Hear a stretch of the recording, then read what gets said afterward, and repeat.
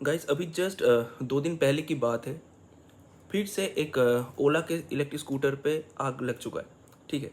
अभी ये जो मॉडल है शायद ये ओला का S1X होगा, जो सेकेंड जेन प्लेटफॉर्म के ऊपर ये बना हुआ है, ये पूरा स्कूटर। अभी एक चीज़ ना, अभी सोचने वाली बात है कि ओला पे क्यों इतना सारा मार्केट पे ईवीज चल रहा है। ठीक है, लेकिन ओला ओला के स्कूटर पे ही क्यों इतना इतना ज़्यादा आग पकड़ रहा है।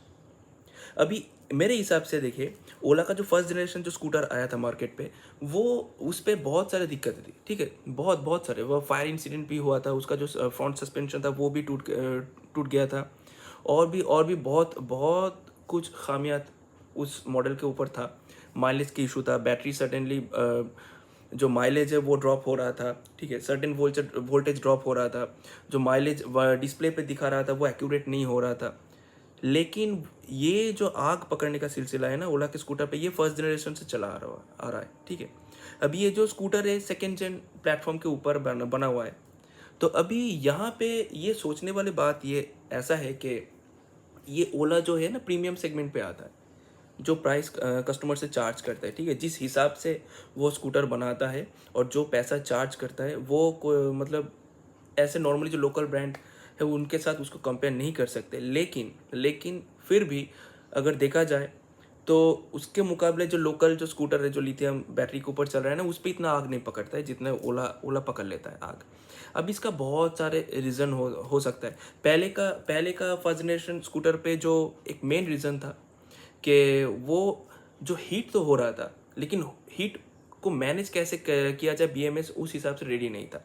ठीक है, लेकिन अब जो सेकेंड जेन प्लेटफॉर्म पे है ना, फिर भी यहाँ पे वो सर्विस इशू देखने को मिल रहा है। और मेन चीज़ ये तो आग पकड़ रहा है। अभी यहाँ पे क्या एक्चुअल रीज़न है वो तो सामने बाहर नहीं आया अभी तक।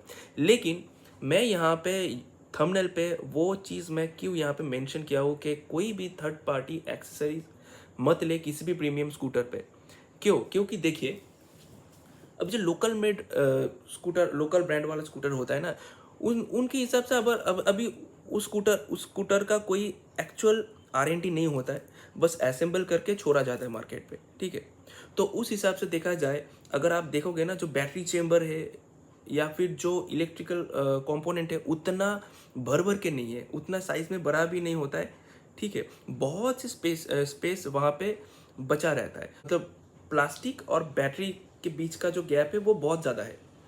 उससे क्या एक फ़ायदा है कि अगर आप कोई भी बाहर का वहाँ पे गार्ड वगैरह या फिर एक्सरसाइज कुछ लगवाते हो ना, वो एकदम से आके बैटरी के ऊपर हिट नहीं होता है।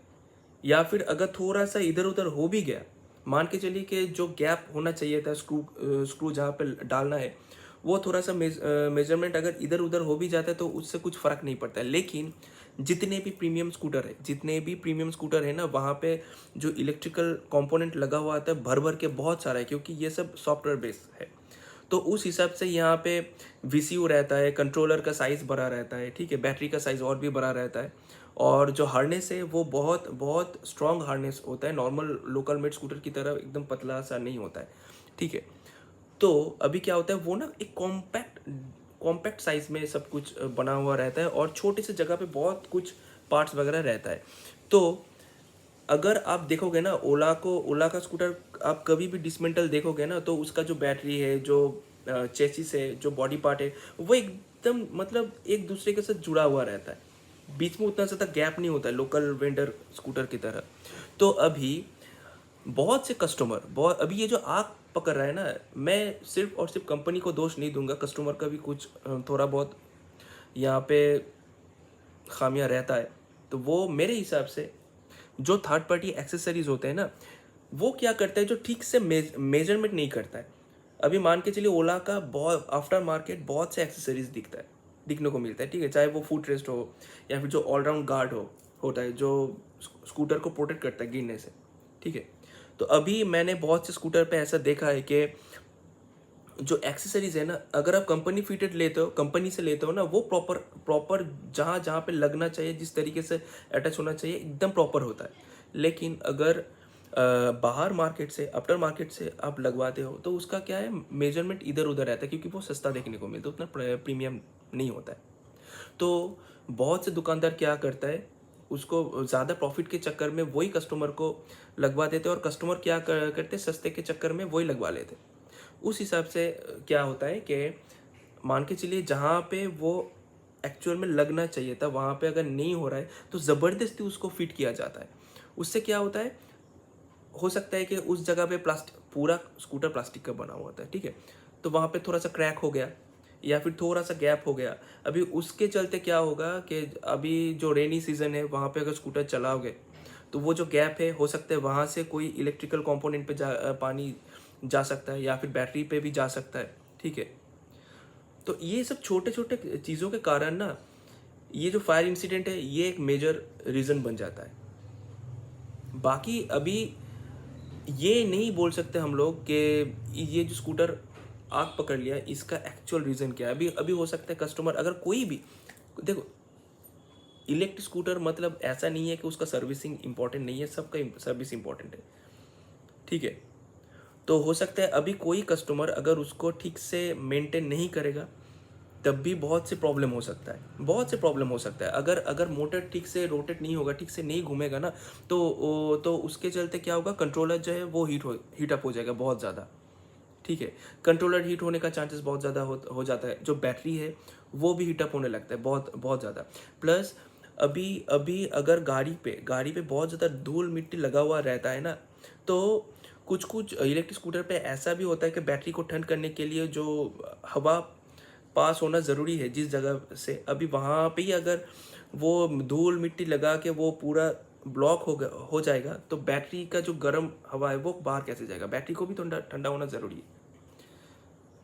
तो ये सब कुछ रीज़न हो सकता है। मैं इसलिए बोलता हूँ सबको कि अगर आप एक प्रीमियम स्कूटर खरीद रहे हो यार, लाख रुपए खर्च करके जब आप एक स्कूटर खरीद रहे हो तो फिर क्यों एक 2-2.5 हज़ार के एक्सेसरीज को नहीं लगवा रहे हो कंपनी से जो आता है ना।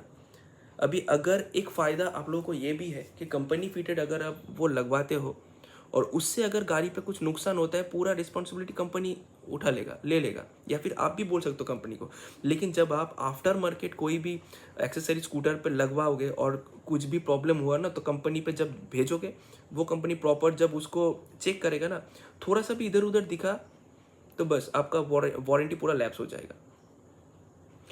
लेकिन इन सब बातों को अगर मैं छोड़ दूँ, ठीक है, मेरे हिसाब से होना चाहिए कि अभी देखो मेरे हिसाब से जितने भी ईवीज ब्रांड चल रहे हैं ना मार्केट पे, सबसे ज़्यादा मैं भरोसा करता हूँ प्रीमियम सेगमेंट पे एथर पे मैं सबसे ज़्यादा भरोसा करता हूँ। क्यों? क्योंकि उसका अभी अभी का जो बैटरी का जो अपग्रेडेशन आया है ना, वो इतना इतना अच्छा, इतना स्ट्रांग है, ठीक है। उसको अगर आप देखोगे ना तो वो उनके ऑफिशियल साइट पे भी वो वीडियो है कि उसको 40 फीट ऊपर से वो बैटरी को पूरा ड्रॉप कर रहा है, ठीक है। कुछ इम्पैक्ट नहीं पड़ रहा है, कोई फ़र्क ही नहीं पड़ रहा है उस बैटरी को। इतना इतना प्रीमियम क्वालिटी का बैटरी है, तभी तो एथर उतना ज़्यादा पैसा चार्ज करता है कस्टमर से। जब कुछ भी करवा लो कुछ फ़र्क नहीं पड़ता है, ठीक है। लेकिन हाँ, एक इंसिडेंट तो एथर के साथ भी हुआ था आग पकड़ने का, लेकिन वहाँ पे कंपनी ने जब उसको आइडेंटिफाई किया तो वहाँ पे दिखा कि कुछ कारण, अभी प्रॉपर क्या कारण था पता नहीं, लेकिन थोड़ा सा क्रैक आ गया था जो बैटरी का जो पार्ट है उसके ऊपर, वो फ्रेम के ऊपर थोड़ा सा क्रैक आने आने से क्या हुआ, अभी जो गाड़ी वो क्लीन कर रहा था, धो रहा था, पानी चला गया, उस वजह से वहाँ पे आग पकड़ लिया, ठीक है। लेकिन अभी ओला के साथ तो ऐसा नहीं है, वो तो पब्लिक बस रास्ते पे चल रहा था उस स्कूटर को लेके, तभी आग पकड़ लिया। तो ओला से मैं यही बोलूँगा कि आप लोग इतना ज़्यादा ऐड कर रहे हो, मॉडल के ऊपर मॉडल लॉन्च कर रहे हो, लेकिन थोड़ा सा ध्यान आप इन सब के ऊपर भी दे, क्योंकि ये कुछ छोटा मोटा इंसिडेंट तो नहीं है, लाइफ रिस्क का मैटर है यहाँ पे, जान भी जा सकता है। तो थोड़ा सा ओला प्लीज़ यहाँ पे ज़रूर इसको देखिए। Thank you.